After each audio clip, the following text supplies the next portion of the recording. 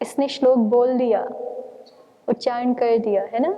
जैसे किसी अध्यापक ने किसी को पूछा ये श्लोक सुनाओ, और इतने में कुछ अन्य कार्य आ गए तो वो उधर देखने लगे, उनको पता नहीं चला कि इसने बोला कि नहीं बोला, तो फिर से पूछते हैं तो दूसरा बालक बोलता है अभिहितः श्लोकः अनेन, कि इन्होंने तो श्लोक बोल दिया, उच्चारण कर दिया। तो यहाँ पर उच्चारण अर्थ वाला है अभिपूर्वक धा धातु का प्रयोग।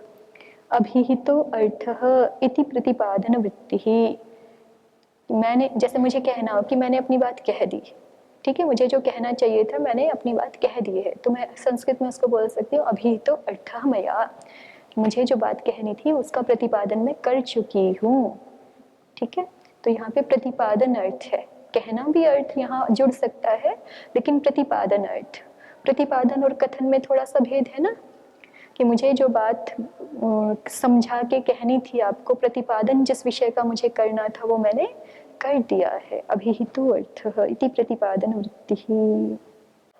आगे देखिए, हिनोतेरपि गतिवृद्ध्यर्थस्य अभिहितम् इति भवति, तत्र वक्ष्यमाणानां कर्मादीनाम् अर्थानां बन्धनाद्यर्थचतुष्टयासंभवात् प्रतिपादन वचन एव अभिहित शब्द आश्रयणीयस्, ततः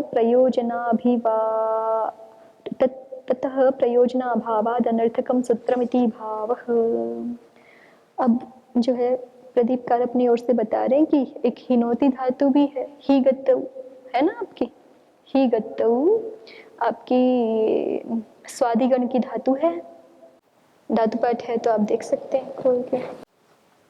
ही गतौ वृद्धौ च, टुदुप्तापे ही गतौ वृद्धौ च, ये धातु है स्वादिगण की।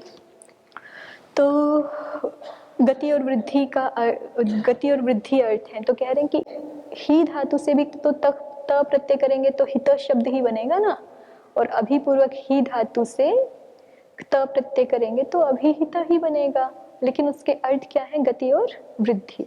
तो कह रहे हैं कि तत्र वक्ष्यमाणानां कर्मादीनां, कह रहे हैं कि ये अनभिहित है तो आगे चल करके कर्म आदियों का विशेषण बनने वाला है, तो आगे कहे जाने वाले जो कर्म आदि अर्थ हैं उनका बंधनाद्यर्थ चतुष्टया संभवात, कह रहे हैं कि उनमें बंधनादि चार अर्थ संभव नहीं है, बंधन, उच्चारण, गति और वृद्धि।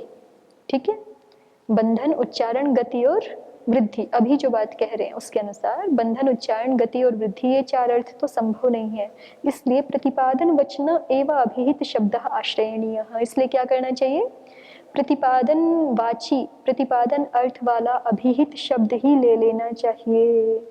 ठीक है, और जब ये अर्थ ले लेंगे तो कह रहे हैं कि ततः प्रयोजनाभावाद अनर्थकम सूत्रम, यदि हम अनभिहित शब्द का नहीं, अभिहित शब्द का हम माने, अभिहित में जो धातु प्रयुक्त हो रही है उसका हम प्रतिपादन अर्थ माने, तो फिर जो है वो ये विशेषण लगाने की कोई आवश्यकता है नहीं, फिर ये आपका अनभिहित अधिकार करना व्यर्थ है। ऐसा जो व्यक्ति प्रश्न कर रहा है ना, किम अनभिहित इति उच्यते किम इदम अनभिहितम नाम, वो अपने मन में पूर्व भूमिका ऐसा समझ रहा है कि देखो अभिहित शब्द दो प्रकार से बन सकता है, या तो अभिपूर्वक धा धातु से एक त प्रत्यय करके बनाएंगे, या तो अभिपूर्वक ही धातु से एक त प्रत्यय करके बनाएंगे। तो कितने अर्थ संभव हैं, तो 5 अर्थ दिखा दिए। अभिपूर्वक धा का प्रयोग जो है वो बंधन, उच्चारण और प्रतिपादन अर्थ में दिखा दिया, और अभिपूर्वक ही का गति और वृद्धि अर्थ दिखाया। तो अब ये व्यक्ति विचार कर रहा है कि यहाँ अन्य 4 अर्थ तो संभव नहीं है, प्रतिपादन अर्थ ही लेना पड़ेगा, और प्रतिपादन ले यदि अर्थ, तो हम जो है वो कर्मणि द्वितीया में ये हो जाएगा कि प्रतिपादित जो कर्म उसमें द्वितीया होती है, तो कह रहे हैं कि उससे कुछ फर्क पड़ता नहीं दिख रहा हमें, प्रतिपादित विशेषण लगाने से या अनभिहित विशेषण लगाने से क्या अर्थ में वैशिष्ट्य हो गया ये कुछ पता नहीं चल रहा, इसलिए ये अनभिहित कहना व्यर्थ है, ऐसा जिज्ञासु सोच रहा है, इसलिए वो प्रश्न कर रहा है किमिदम अनभिहितम नाम। तो समाधाता कहता है उक्तम निर्दिष्टम अभिहितम इति अनर्थांतरम। समाधाता ने कहा कि आप कह रहे हैं अभिहित क्या, अनभिहित क्या है, तो अनभिहित का सीधे अर्थ नहीं बताया उन्होंने, पहले अभिहित का अर्थ बताया। ठीक है, कहते हैं कि देखो ये जो अभिहित शब्द है चाहे हम अभिहित कहें या उक्तम कहें या निर्दिष्टम कहें, ये अनर्थांतर है। अनर्थांतर है माने अर्थांतरम नास्त्येव, माने समान अर्थ ही है। अर्थांतर नहीं है माने समान अर्थ ही है। तो उक्तम बराबर निर्दिष्टम बराबर अभिहितम, ऐसा है। तो उसी को कहा कि चूंकि अभिहितम बराबर उक्तम बराबर निर्दिष्टम है, इसलिए अनभिहिते का अर्थ क्या हो जाएगा, यावद ब्रूयाद अनुक्ते अनिर्दिष्टे इति तावद अनभिहिते, कि जो अर्थ अनुक्ते या अनिर्दिष्टे कहने से होता है वही अनभिहिते कहने से होगा। यावद ब्रूयाद अनुक्ते अनिर्दिष्टे इति तावद अनभिहिते इति, कि चाहे हम अनुक्ते अनिर्दिष्टे कहते या अनभिहिते कह दिया है, एक ही बात है, कोई भेद नहीं है। प्रदीपः पूर्वोक्तेन अभिप्रायेण आह उक्तमिति प्रतिपादितम् इत्यर्थः। उक्तम और प्रतिपादितम कह रहे हैं कि उक्तम का अर्थ यहाँ प्रतिपादितम है, यथा उक्तार्थानाम अप्रयोगः इति। उक्तार्थानाम प्रतिपादितानाम अप्रयोगः, ये सिद्धांत है वैयाकरणों का एक, उक्तार्थानाम अप्रयोगः, कि जो अर्थ एक शब्द के द्वारा कह दिया जाए उसी अर्थ को कहने के लिए दूसरा शब्द नहीं प्रयोग करेंगे, है ना। यावत् ब्रूयादिति तावत् यावत् तावत् शब्दों निपातावभिन्नार्थत्वं प्रतिपादयतः। कह रहे हैं कि ये जो भाष्यकार ने इस वाक्य में यावत् तावत् का प्रयोग किया है ना, यावत् ब्रूयाद अनुक्ते अनिर्दिष्टे इति तावद अनभिहिते इति, यहाँ पे यावद और तावद ये दोनों निपात शब्द हैं, अभिन्नार्थ को दिखाने के लिए प्रयोग किए गए हैं, अभिन्नार्थत्व को प्रतिपादित कर रहे हैं। ठीक है, आगे जिज्ञासु कहता है अनभिहित वचनम अनर्थकम अन्यत्रापि विहितस्य अभावाद अभिहिते। जिज्ञासु कह रहा है कि अनभिहित वचनम अनर्थकम, आपने जो अनभिहिते कहा है ना वो अनर्थक है, क्यों, किम कारणम, क्या कारण है, समाधाता ने पूछा तो कहा, जिज्ञासु ने कहा अन्यत्रापि विहितस्य अभावाद अभिहिते। अन्यत्र भी आचार्य ने कहीं पर भी जो है वो ऐसा अभिहिते अनभिहिते आदि विभाग नहीं किया है। पूछे ये स्वयं ही कहाँ की बात कर रहे हो, तो उदाहरण दिखाएंगे, देखिए अन्यत्रापि विहितस्य अभावाद, अन्यत्र भी विहित का अभाव होने से अभिहिते कार्यम भवति, अभिहित में कार्य होता है। अन्यत्रापि अभिहिते विहितम न भवति, यहाँ पे देखो जो है वो अध्याहार करना पड़ रहा है, वार्तिक में जितना शब्द है उतने से काम नहीं चल रहा। वार्तिककार ने तो केवल इतना कहा ना, अन्यत्रापि विहितस्य अभावाद अभिहिते न भवति, अध्याहार कर रहे हैं भाष्यकार। अन्यत्रापि अभिहिते विहितम न भवति, अन्यत्र भी अभिहित में विहित कार्य नहीं होता है, ये कह रहे हैं कि अनभिहिते किस लिए कर रहे हो, कि अभिहित में द्वितीय आदि ना हो जाए। ठीक है, लेकिन अन्यत्र हम ऐसा देखते हैं कि बिना कहे ही अनभिहिते आदि, बिना कहे ही ऐसा कोई विशेषण शब्द डाले बिना ही जो अभिहित है उसमें कोई नया विधान नहीं होता है। ठीक है, वह अन्यत्र उदाहरण पूछा तो कहा चित्रगुः शबलगुः बहुव्रीहिणा उक्तत्वान् मत्वर्थस्य मत्वर्थीयो न भवति। देखिए मत्वर्थ का विषय तो बन रहा है ना, मत्वर्थ क्या होता है, तदस्य अस्ति तद अस्मिन् अस्ति, तदस्यास्त्यस्मिन्निति मतुप, तो तदस्य अस्ति ये एक मतुप का अर्थ है और मतुप का एक अर्थ तदस्मिन् अस्ति, है ना। तो कह रहे हैं कि चित्रा गावः यस्य, शबला गावः यस्य सन्ति, चित्रा गावः यस्य सन्ति तद अस्य अस्ति, विषय तो बन रहा है ना मत्वर्थ का, लेकिन मत्वर्थ प्रत्यय क्यों नहीं हुआ चित्रगु शब्द से, क्योंकि ये जो मत्वर्थ है, ये जो मत्वर्थ है तदस्य अस्ति, इसको समास के द्वारा ही, बहुव्रीहि समास के द्वारा ही कह दिया गया, कह दिया ना। भाई जैसे अभी आपने देखा था प्राप्तम उदकम यम ग्रामम, तो प्राप्तम उदकम यम इस पूरे अर्थ को प्राप्त उदकः ने कह दिया ना, तो उसी तरह से चित्रः गावः यस्य सन्ति इस अर्थ को कौन कह चुका है, चित्रगु शब्द में बहुव्रीहि समास ही इस अर्थ को कह चुका है। तो चूंकि मत्वर्थ बहुव्रीहि समास के द्वारा कहा जा चुका है, इसलिए क्या हो गया, इसलिए क्या हो गया, वाक्य पूरा कीजिए। चित्रगु शब्द से मतुप प्रत्यय नहीं आया, ठीक है, या मत्वर्थीय कोई अन्य प्रत्यय, मतुप या कोई अन्य प्रत्यय जो प्राप्त हो रहा हो यथा प्रसंग, कोई भी मत्वर्थीय प्रत्यय यहाँ पर नहीं आया। क्यों नहीं आया? क्योंकि अभिहिते अन्यत्रापि अभिहिते विहितम न भवति। इसका उदाहरण दिखा रहा है जिज्ञासु कि कहने की कुछ आवश्यकता नहीं है, अपने आप ही ये तो बात समझी जाती है कि जिस किसी अर्थ को किसी एक विधा के द्वारा कह दिया गया, तो उसी अर्थ को कहने के लिए दूसरा तरीका क्यों प्रयुक्त होगा फिर। जैसे यहाँ पर तदस्य अस्ति, इस मत्वर्थ को बहुव्रीहि समास ने ही कह दिया, तो अब बहुव्रीहि समास के द्वारा उस मत्वर्थ के कह दिए जाने पर फिर से मत्वर्थ प्रत्यय नहीं आएगा, क्योंकि एक बार मत्वर्थ प्रत्यय कह दिया गया, मत्वर्थ कह दिया गया है। अब कोई कहे कि यहाँ पे तो आपने कुछ ऐसा बोला थोड़े है, कि जिज्ञासु यही कहना चाहते हैं कि यहाँ पे तो अनभिहित आदि कुछ नहीं कहा।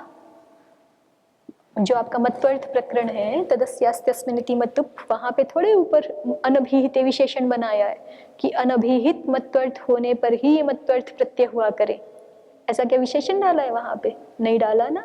लेकिन फिर भी हम चित्रगुहु शबलगुहु आदि उदाहरणों में अपने आप ही समझ रहे हैं कि चूंकि यहाँ पे अनभिहित मत्वर्थ नहीं है, तो इसलिए यहाँ पे मतुपादि प्रत्यय नहीं आएंगे। तो ऐसे ही जिज्ञासु कह रहा है कि ऐसे ही कर्मणि द्वितीय आदि पे भी जो है वो आपको अनभिहित विशेषण बनाने की, अधिकार सूत्र बनाने की आवश्यकता नहीं है।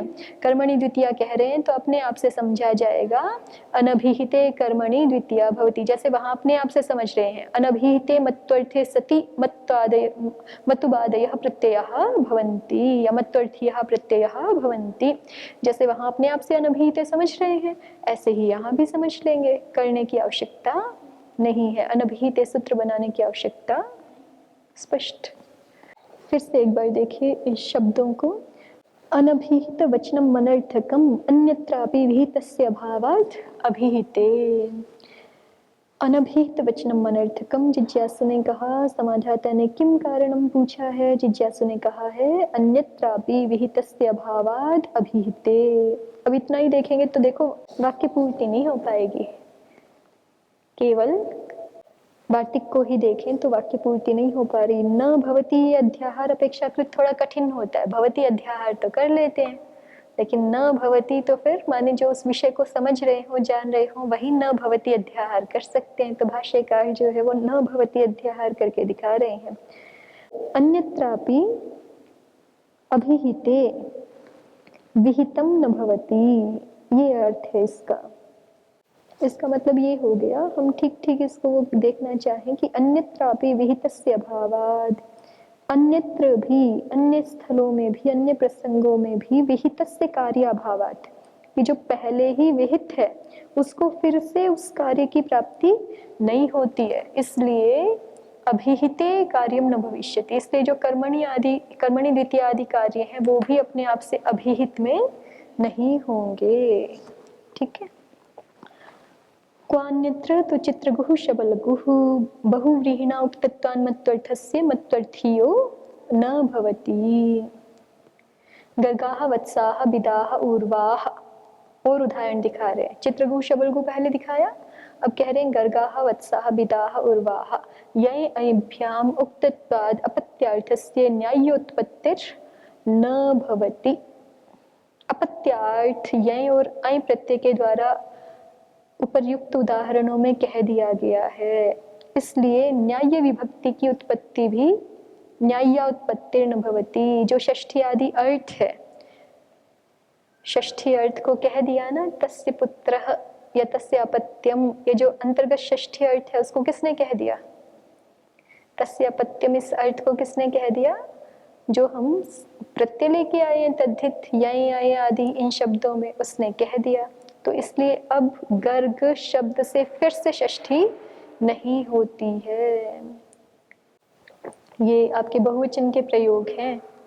गर्गादिभ्यो यय सूत्र से यही प्रत्यय करते हो ना, और विदादिभ्यो अय से अय प्रत्यय। तो गर्गाणाम गोत्रापत्यानि बहूनि, ऐसी विवक्षा में गर्ग गस और यय करोगे, फिर उसका लुक हो जाएगा, बहुत में लुक हो जाता है ना। क्या सूत्र है, किससे लुक करोगे? इधर है ना 2-4 में आपका बहुत में लुक हो जाता है। लुक प्रकरण यहाँ से शुरू हो रहा है, नक्षत्रियाश से ही लुक प्रकरण शुरू हो रहा है आपका। तो ये यहाँ पे सूत्र है आपका यय योश्च, यय और अय प्रत्यय गोत्रापत्ति को कहने के लिए हो, है ना, और उन्हीं के द्वारा बहुत को कहा जा रहा हो, स्त्री अर्थ में ना हो, तो फिर स्त्री अपत्य को कहने के लिए ना हो, तो फिर उनका लुक हो जाता है।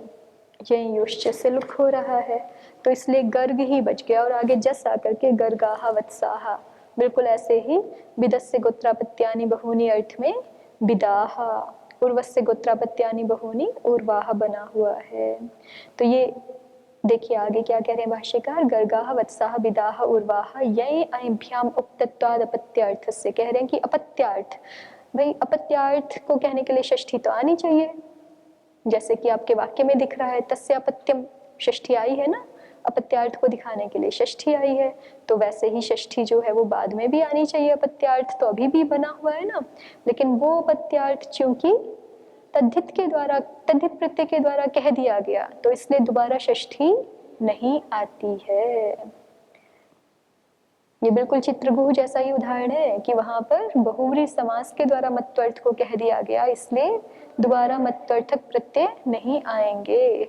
तो इसी तरह से गर्गाह वत्साह आदि प्रयोगों में यय और अय के द्वारा अपत्यार्थ को कह दिया गया है, इसलिए दोबारा षष्ठी नहीं आती है।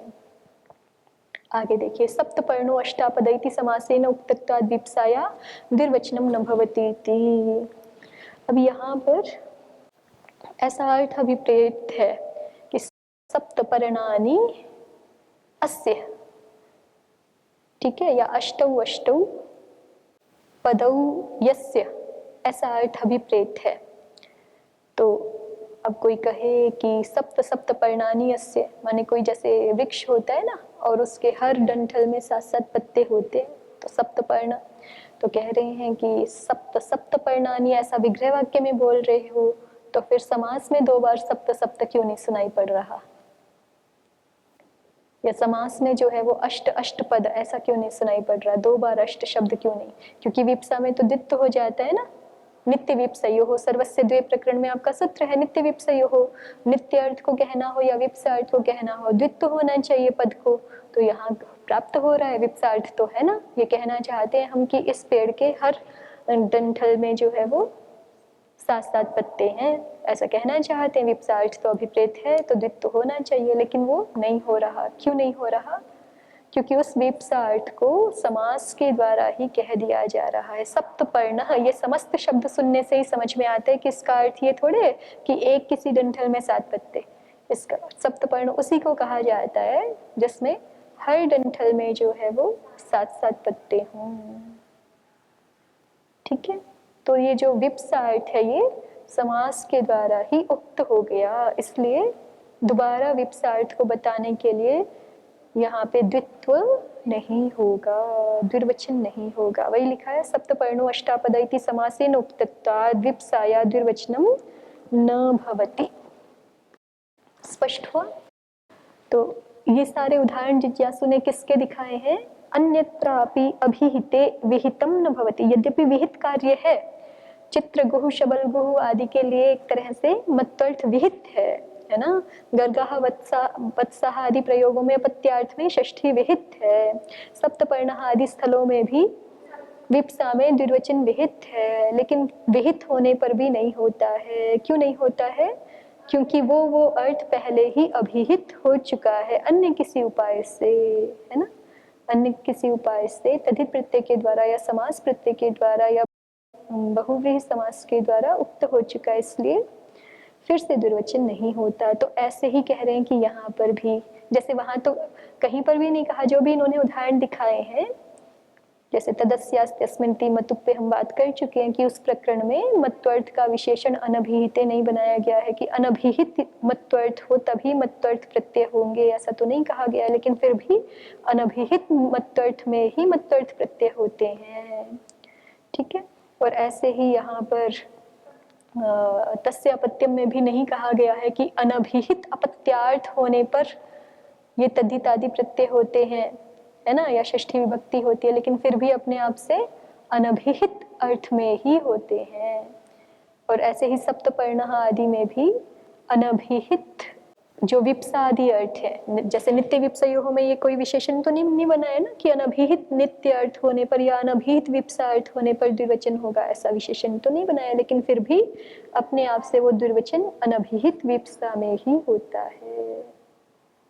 और यहाँ पे न्याय का तो विशेष अर्थ कर रहे हैं प्रदीपकार, ये जो हमारा दूसरे बीच वाले उदाहरण है ना, गर्गाः वत्सः आदि, तो कह रहे हैं कि यय और अय के द्वारा अपत्यार्थ कह दिया गया, और वो उस अपत्यार्थ का तो लुक हो गया, वो तो चला गया वहां से तो कह रहे हैं अपत्यार्थ तो अभी भी है, तो फिर भी जो है वो उत्सर्ग प्रत्यय की फिर से प्राप्ति नहीं होती। उत्सर्ग प्रत्यय जो आपका तस्यापत्यम प्राग्दिव्यतोण अण है, उसकी प्राप्ति फिर से नहीं होती। एक तो विभक्ति की बात अलग है कि षष्ठी विभक्ति फिर से नहीं आती, वो हम देख रहे थे, लेकिन इन्होंने प्रदीप की पंक्ति देखिए बीच में न्यायोत्पत्ति ही पर कह रहे हैं कि यहाँ ये पूर्वाचार्य संज्ञा प्रयोग की गई है। उत्सर्गः पूर्वाचार्य प्रसिद्ध्या न्याय्य इति उच्यते। उत्सर्ग प्रत्यय, उत्सर्ग प्रत्यय कौन सा है इस प्रकरण के लिए, तस्यापत्यम प्रकरण के लिए? प्राग्दिव्यतोण, प्राग्दिव्यतोण उत्सर्ग है ना, तो कह रहे हैं कि यही तो चला गया, अब तो अण तो आना चाहिए फिर, क्योंकि अपत्यार्थ तो अभी भी है ना, यहीं का तो लुक हो गया, अण आना चाहिए अपत्यार्थ को बताने के लिए, तो कह रहे हैं कि वो नहीं आएगा। क्यों नहीं आएगा? क्योंकि अपत्या भले ही यहीं या आई प्रत्यय चले गए हैं, लुक हो गया है, लेकिन फिर भी अपत्यार्थ को तो कह गए, तो इसलिए अपत्यार्थ को कहने के लिए दोबारा से उत्सर्ग प्रत्यय नहीं आएगा, नहीं आता है। तो इसका मतलब प्राग्दिव्यतोण आदि में भी हमने अनभिहिते नहीं लगाया है विशेषण कि अनभिहित अपत्यार्थ होने पर ही अण प्रत्यय होता है, ऐसा तो नहीं कहा, लेकिन फिर भी अपने आप से अनभिहित अपत्यार्थ होने पर ही अणादि होंगे, है ना।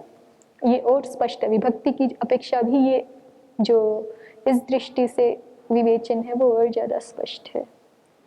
प्रदीप भर देख लेते हैं, देखिए। अनभिहित वचनमिति अर्थ प्रत्यायनाय लोके शब्दः प्रयुज्यते, स चार्थो यदा शब्दांतरेण प्रतिपादितो भवति तदा प्रयोजनाभावात् शब्दांतरस्य प्रयोगेण न भाव्यम्। लोक में शब्द का प्रयोग किस लिए होता है? अर्थ का ज्ञान कराने के लिए। अर्थ प्रत्यायनाय, सच अर्थो यदा शब्दांतरेण प्रतिपादितो भवति, वो अर्थ यदि किसी शब्दांतर के द्वारा प्रतिपादित हो जाए, तदा प्रयोजनाभावात् शब्दांतरस्य प्रयोगेण न भाव्यम। तब सिद्धांत की बात ये है कि चूंकि अब प्रयोजन तो रहा नहीं, जिस अर्थ को बताना चाहते थे उसको अन्य किसी शब्द ने बता दिया, अन्य किसी विधि ने बता दिया, तो फिर अब उसी अर्थ को बताने के लिए किसी शब्दांतर का प्रयोग नहीं होना चाहिए। ठीक, प्रयोजनाभावात् शब्दांतरस्य प्रयोगेण तत्र न भाव्यम्। अक्षिनिकोचादिभिर अप्यर्थ अवगतेर, अक्षिनिकोचादिभिर अपि अवगते अर्थे शब्दों न प्रयुज्यते।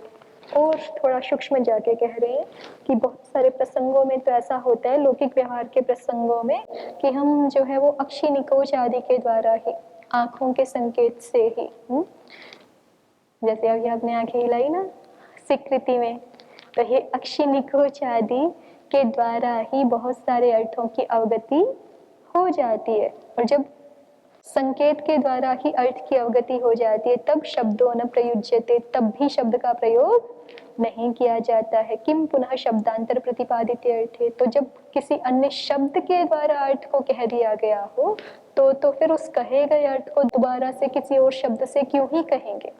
कह रहे हैं जब संकेत से जहाँ काम चल जाता है वहाँ शब्द व्यवहार भी नहीं होता है, तो जिस अर्थ को कहने के लिए कोई शब्द प्रयोग हो चुका है उसी अर्थ को कहने के लिए फिर दूसरा शब्द क्यों ही आएगा, अपने आप से ही नहीं आएगा। और जब नहीं आएगा तो आपका अनभिहित सूत्र व्यर्थ है।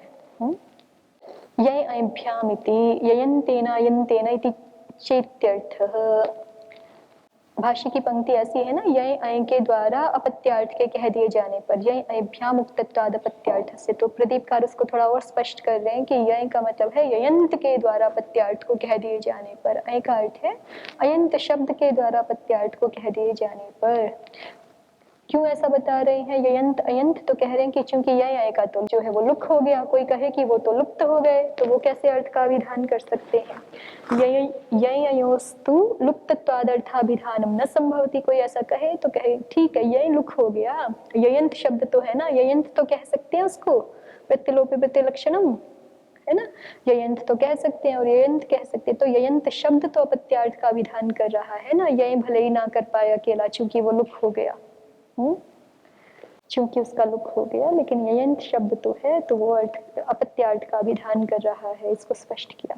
न्यायोत्पत्ति रीति, ये पंक्ति हमने देख ली है। उत्सर्गः पूर्वाचार्य प्रसिद्ध्या न्याय उच्यते।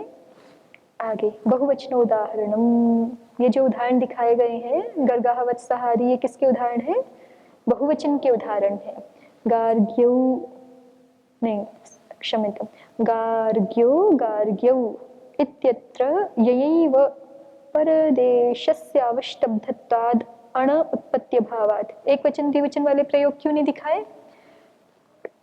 क्योंकि वहां पे अण की उत्पत्ति, दूसरे शब्द की उत्पत्ति उसी अर्थ में प्राप्त हो रही थी, ऐसा दिखा नहीं सकते।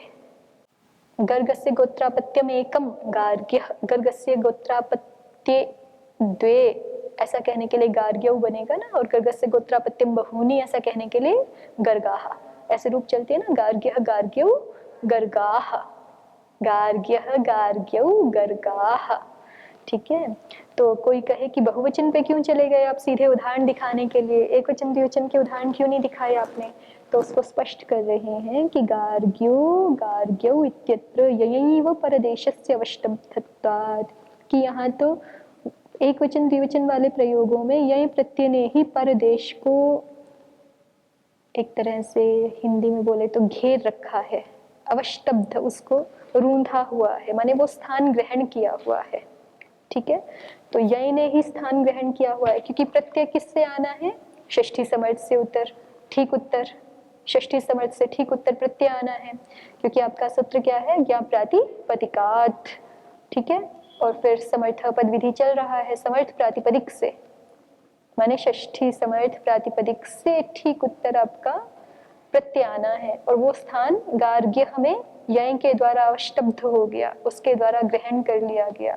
ठीक है, तो अब अण को आने के लिए स्थान है नहीं, तो वहां तो अण की उत्पत्ति दिखाई नहीं सकते, संभव ही नहीं है, तो इसलिए कहाँ दिखा रहे हैं?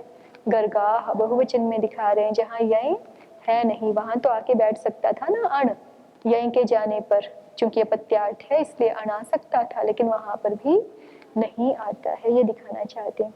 गार्ग्यो गार्ग्यो इत्यत्र ययैव परदेशस्य अवष्टब्धत्वाद् अण उत्पत्त्यभावात्। बहुवचने तु ययोः लुप्तत्वाद् विरोधकाभावाद् उक्तार्थाश्रयेणैव अणो अनुत्पत्तिः प्रतिपाद्याः। बहुवचन में तो यय और अय चूंकि लुप्त हो गए हैं, इसलिए किसी विरोधक प्रत्यय के ना होने से उक्तार्थ के आश्रयण से ही अण की अनुत्पत्ति बतानी पड़ेगी। उक्तार्थ कौन सा?